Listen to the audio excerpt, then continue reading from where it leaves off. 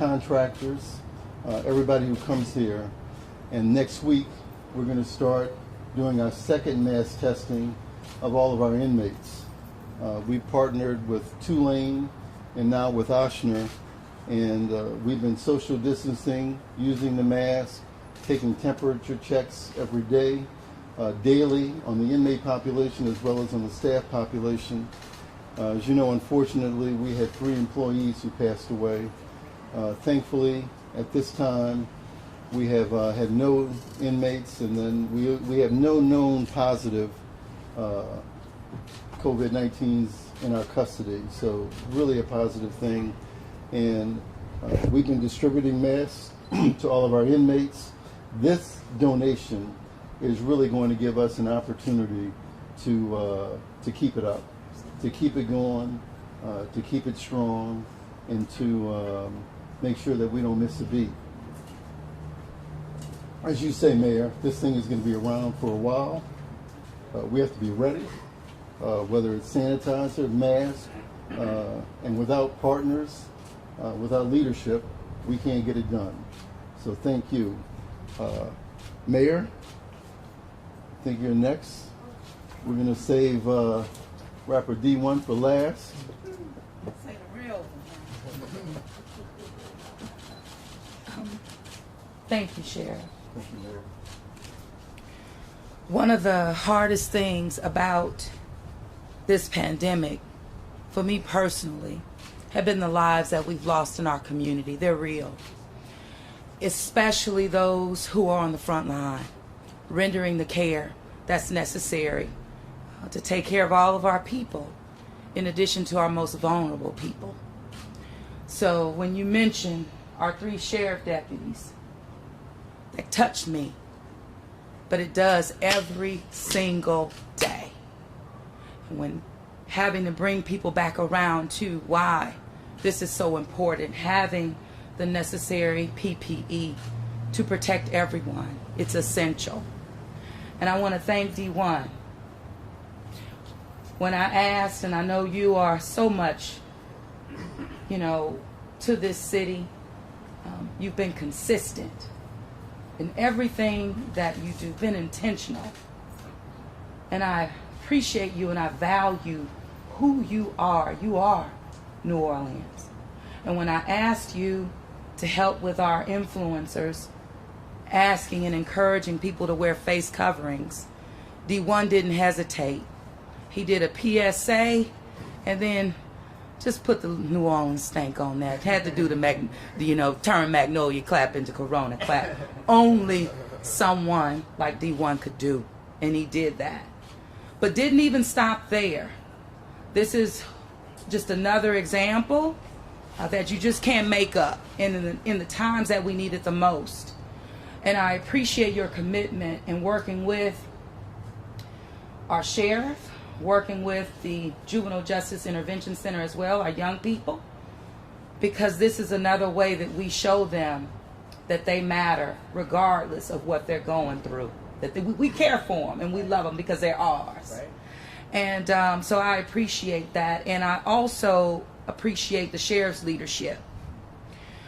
While we know that we've lost 3 of our deputies, every step of the way, the focus has been on, again, providing care for our most vulnerable and those who are incarcerated.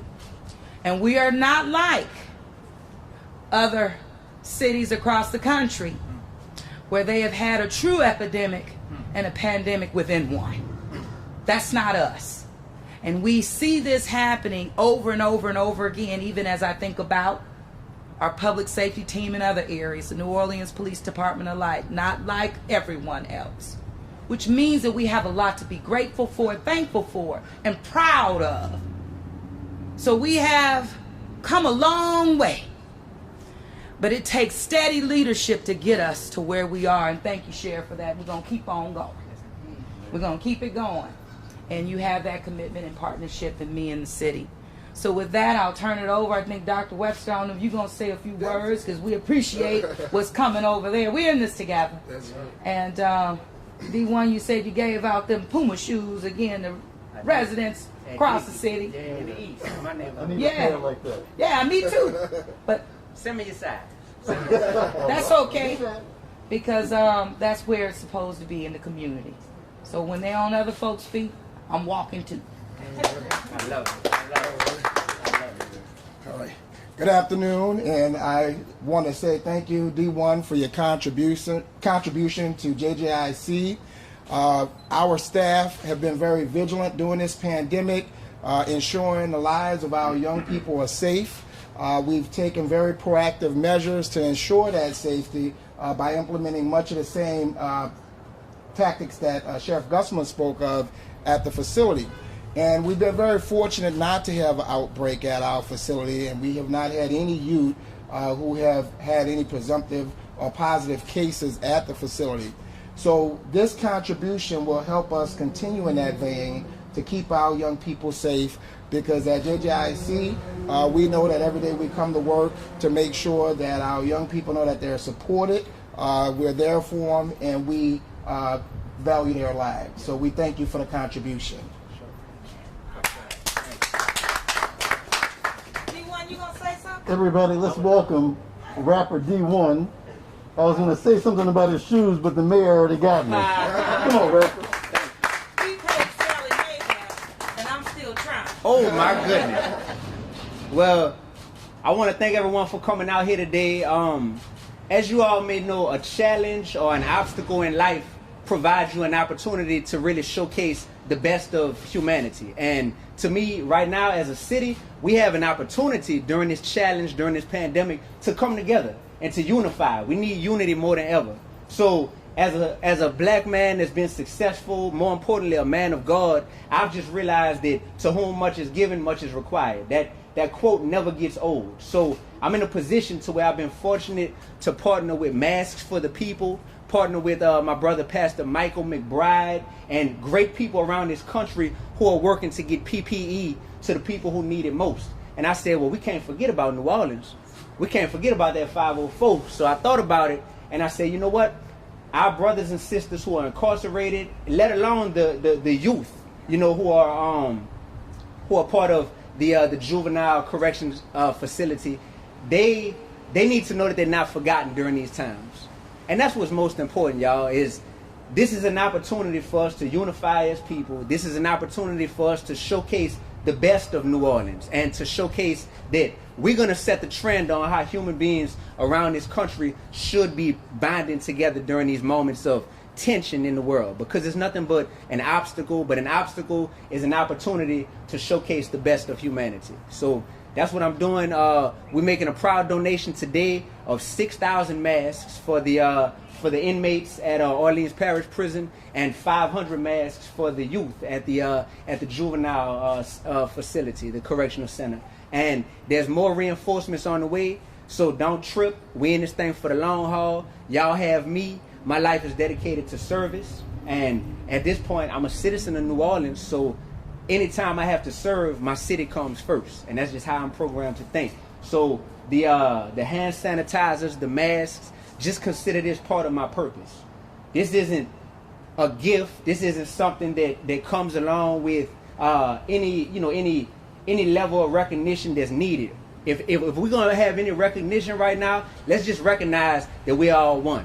Black, white, incarcerated, free, we are all one, and we need unity right now. And I love everyone out here that's watching this, and I love everyone who's not watching this. God put us here together, so let's get through it together. Thank y'all.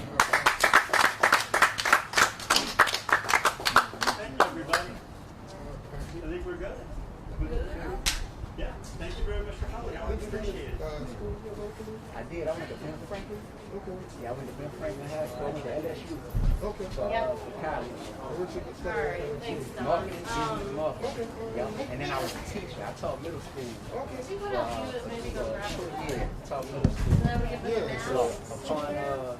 upon becoming a teacher, I realized how big my platform as a rapper could be if I chose to use my gift in a positive, intentional, format. So I said, you know what?